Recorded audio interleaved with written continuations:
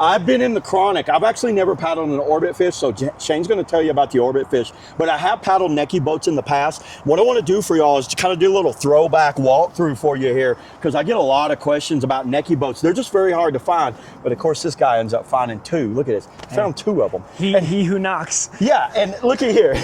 They actually have the old school outfitting. He actually robbed the outfit, didn't you? You robbed the outfitting from the Chronic. I did. This one, the guy I bought it from here was a C1 guy, and sadly, not too much outfitting there, but enough. It's close enough, and surprisingly, what was he? This is 07. But let's go over the Obitfish first. So very, I don't even know who was designing. Do you know the designer at the time? I have no idea. I'm not really sure. You guys comment below if you know who the designer was for Necky. Please. I'd like to know who that was. If you have any Necky information, me and my boys are curious. We are Necky fans. Anything you know, we want to know. They were very aggressive on their designs. But they're still making sea kayaks. They are actually still making sea kayaks in Canada. So you guys, you know what? Go out and get you a Necky sea kayak. You know, I don't even know who owns them at this point. But one thing this was one of the original kind of swallowtails right here. I know you guys have probably seen this. I know Corin's used it on a few designs, and now Liquid Logic's kind of using it a little bit, but they're using more like a half moon. This come from the surfboard industry. Does it work? I'm mixed on it. What's he think? I don't know. Hell if I know, man. Yeah. Just be sick with it. I think it looks awesome when I see it. I think it's cool. It's more cool than anything to me.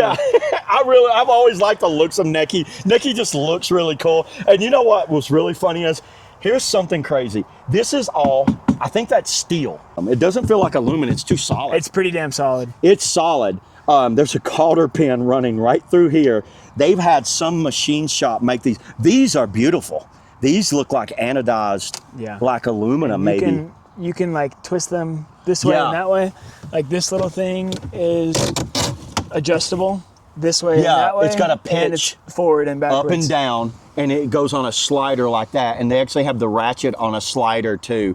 Their creek boat was called the Crux. Like this one too. And their Crux actually, I was telling Shane about their spring-loaded bulkhead.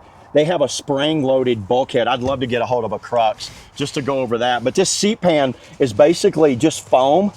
And he took it out of here, by the way. You see how this is ran right here, and there's a Velcro on the bottom, and it just Velcros down right there. Back band was pretty solid. This kind of looks like the the IR Reggie. This one's upside down, by the way. It should be that way. Okay. Whoever put this in, put it in upside down. That would be me. I just noticed that. It's very solid. It's got this cushiony foam built in there. Really good looking back band for the time. I'm going for the time. And it does have foam walls that's just pressured in with this metal. And there's screws. Those are screwed in.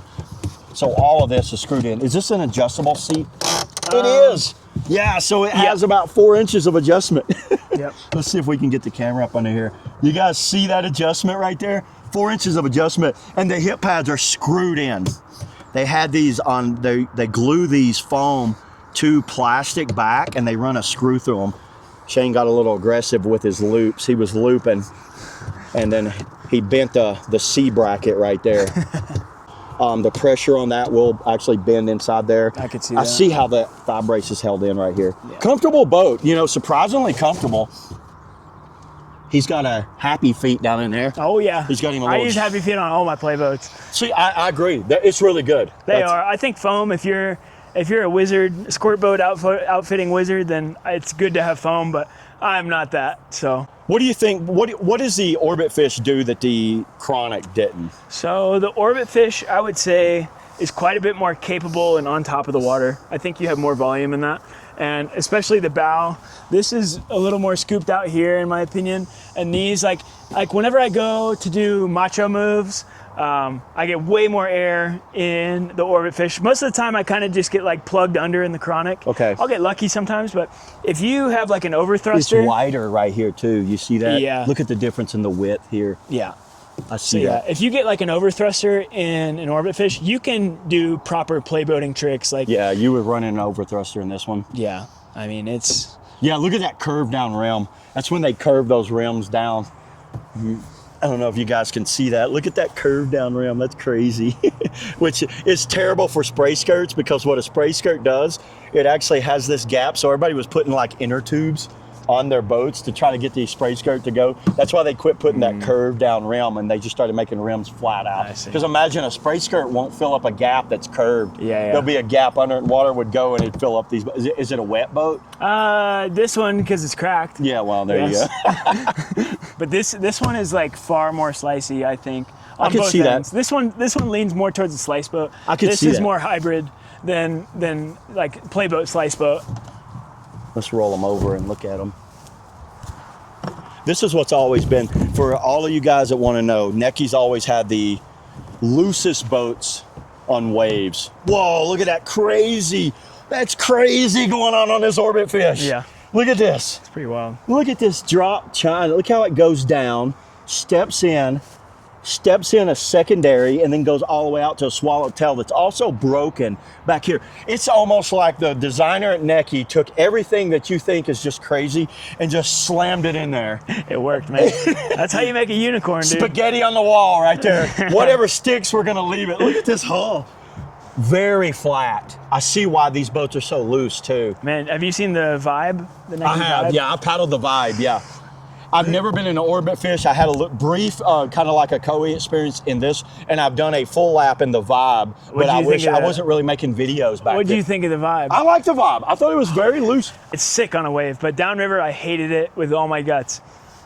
It has like these concave walls that when you go into an eddy line, it just piles up, and like it makes you feel like you just learned kayaking. Well, this kind of looks like that. Look at this boxiness right here.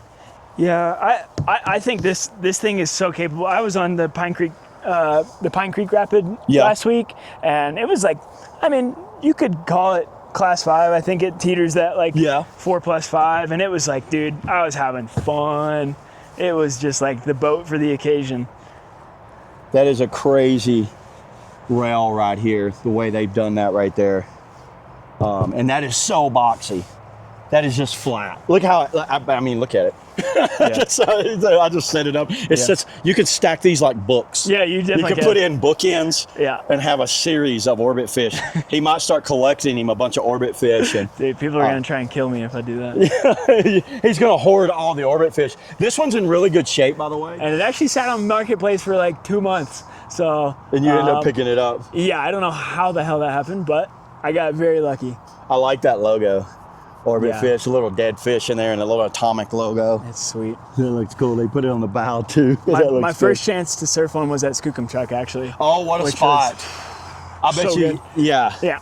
What a spot to have a Necky boat in general. Yeah, we don't have a lot of good waves in the southeast. Nope. For you guys that know, you know, me and Shane both are from kind of the southeast area. He's from around Chattanooga. I was from around Knoxville. There's really no good waves. Unless it's Richter high, and then you got to choose between creaking or a wave. We're blowing off some good creek boating looking at it.